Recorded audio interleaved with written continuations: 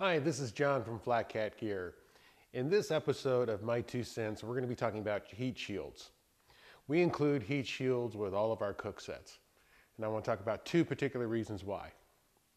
Number one, if you take a look at our FlatCat stoves, all our stoves are low profile.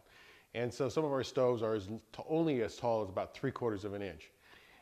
When you're burning alcohol, that flame is somewhere around 1400 degrees or so, and you're less than 3/4 of an inch off the ground. So for absolute safety, we include and encourage you to use a heat shield. The second reason is a lot of times you accidentally spill fuel. So we'd rather have you spill fuel on the heat shield than in the ground where things can spread. So it's a safety issue. The last thing we want to talk about heat shields is stove performance. One of the things that we strive for in developing a cooking system is developing a repeatable system that works no matter where you're at. Cold temperatures, high altitudes, and so forth.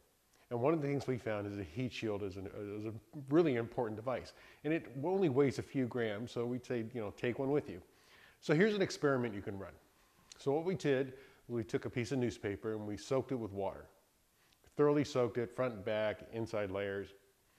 And then we put the stove on it and we did a boil test. 2 cups of water, tap water. And the time to reach a boil in this system was 9 minutes and 20 seconds. We ran the test, again, wetted the newspaper, put the heat shield down, alcohol, 2 cups of water, did the boil test again. And the boil time was about 7 minutes and 40 seconds. So you can see that a heat shield does a lot for your stove performance as well.